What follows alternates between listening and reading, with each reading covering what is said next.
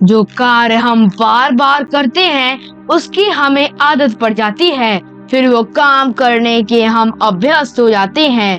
नमस्कार दोस्तों, कैसे हैं आप लोग? उम्मीद करता हूँ ठीक होंगे। दोस्तों, आज हम जानेंगे आदतों के बारे में, तो चलिए बिना देर किए शुरू करते हैं। आदत या हैबिट वो गतिविधि या व्यवहार है जो हमारे जीवन में नियमित रूप से होता है और जिसे हम बार बार दोहराते हैं। यह एक प्रकार की सीखी हुई प्रक्रिया है जो हमारे मस्तिष्क में बैठ जाती है और हमें बार बार दोहराने के लिए प्रेरित करती है। उत्कृष्टता उत्कृष्टता एक सतत प्रक्रिया है। उत्कृष्टता वो कला है जो प्रशिक्षण और आदत से आती है। The art is excellence which comes from training and habit. हम इसलिए सही कार्य नहीं करते कि हमारे अंदर अच्छाई है या उत्कृष्टता है, बल्कि वो हमारे अंदर इसलिए है क्योंकि हमने सही कार्य किया है। हम वो है जो बार बार करते हैं। इसलिए उत्कृष्टता कोई कार्य नहीं बल्कि एक आदत है। हमारी आदतें रस्सी की तरह होती है जिसका एक एक धागा हम हर दिन बुनते हैं। धीरे धीरे ये इतनी मजबूत हो जाती है कि आसानी से नहीं टूटती। हमारी आदतें ही हमारे भविष्य का निर्माण करती है। सफल लोगों की सफल आदतें होती हैं। सफल लोगों का राज यह है कि वे उन जरूरी कामों को करने की आदत डाल लेते हैं जो असफल लोग करना नहीं चाहते। हर सफल व्यक्ति जाने अनजाने उन कार्य को कर रहा होता है जो उसे उसके लक्ष्य के करीब ले जाता है। हमारी आदतें हमारे अवचेतन मन में बैठे हुए विश्वास के कारण होती है।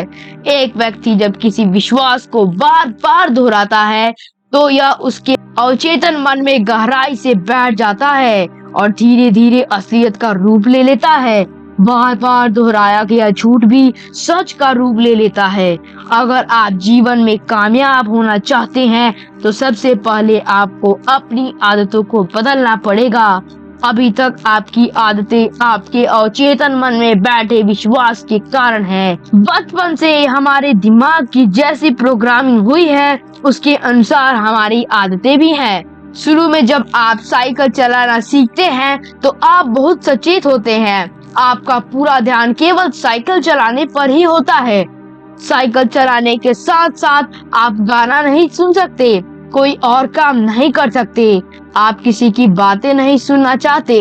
लेकिन धीरे धीरे जब आप साइकिल चलाना पूरा सीख लेते हैं तो आपको कोई अतिरिक्त प्रयास नहीं करना पड़ता। आप गाना सुनते हुए भी साइकिल चला लेते हैं, बात करते हुए भी साइकिल आराम से चला लेते हैं।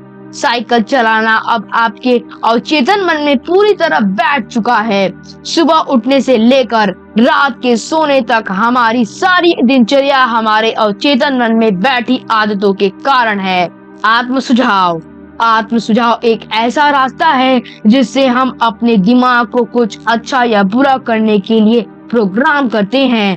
बार बार सकारात्मक आत्म सुझाव के साथ साथ जब हम अपने कल्पनाओं में चीजों को हकीकत बनते महसूस करते हैं तो यह हमारे अवचेतन मन में पूरी तरह बैठ जाती है। दोस्तों, अपनी कल्पनाओं में केवल सकारात्मक छवि ही बनाइएगा, क्योंकि जैसी तस्वीर आप अपनी कल्पना में बनाएंगे वो एक दिन असलियत का रूप ले लेगी।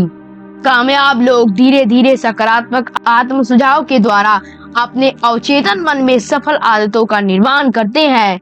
इसके ठीक विपरीत नाकामयाब लोग जाने अनजाने नकारात्मक आत्म सुझाव के द्वारा अपने अवचेतन मन को बुरी आदतों से भर लेते हैं।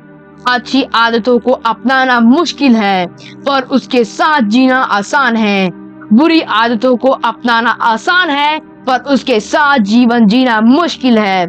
एक बात मैं आपसे और कहना चाहूँगा, लगातार कोशिश से मुश्किल भी आसान हो जाती है।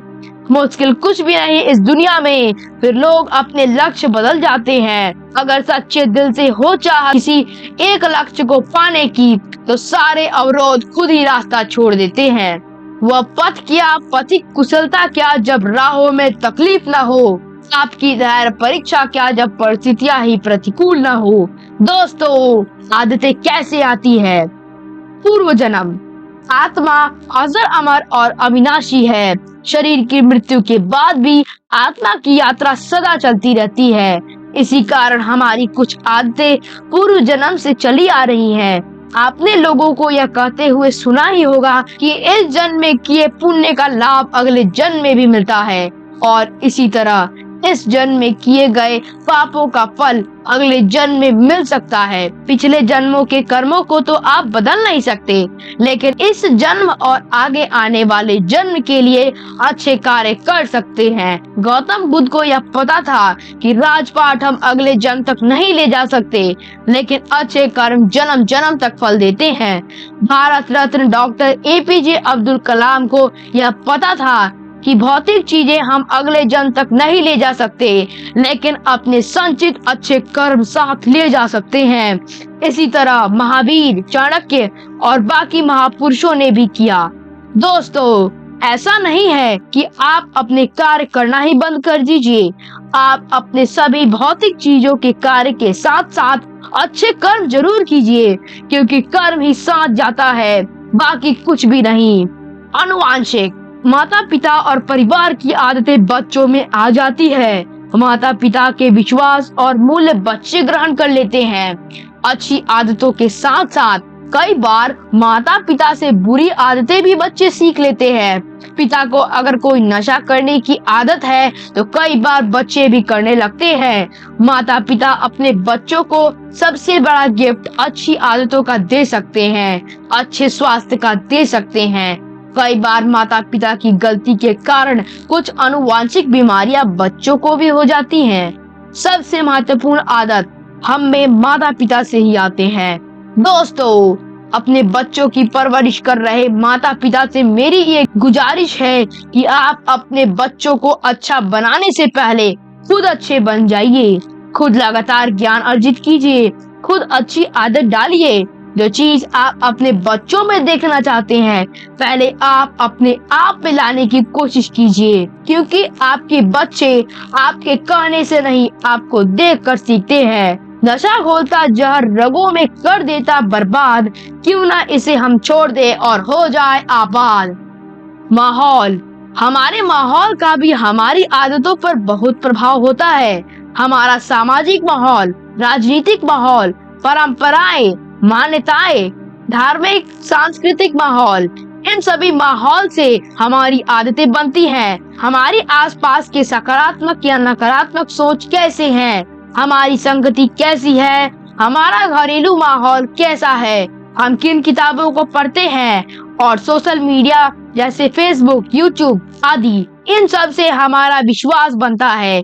और लगातार ऐसे माहौल में रहने से हम वैसा ही सोचने लगते हैं, उसी तरह कार्य करने लगते हैं, और धीरे धीरे उसी तरह आदतें बनती चली जाती है। इसलिए मेरे दोस्तों, आप अच्छे लोगों के साथ ही संगत कीजिए, अच्छी किताबें पढ़िए, सोशल मीडिया से अच्छी चीजों का ही ग्रहण कीजिए। ये आपके हाथ में है। दबाव से, कई बार दबाव के कारण भी हमारी आदतें बन जाती है। शुरू में जब बच्चे छोटे होते हैं तो माँ बाप जरूरी कार्य को दबाव बनाकर भी बच्चों से करवाते हैं। बाद में यह उनकी आदत बन जाती है। पढ़ने लिखने की आदत डाले तो पढ़ने लगते हैं। इसी तरह जो आदत डाला जाता है बच्चों में बचपन से, वो वैसा ही करने लगते हैं। इच्छा शक्ति, असाधारण लोग अपनी इच्छा शक्ति से अच्छी आदतों का निर्माण करते हैं। उनको चाहे कितना ही बुरा माहौल या उन पर दबाव क्यों न मिला हो, वो अपने दृढ़ संकल्प से अच्छी आदतों का निर्माण कर ही लेते हैं।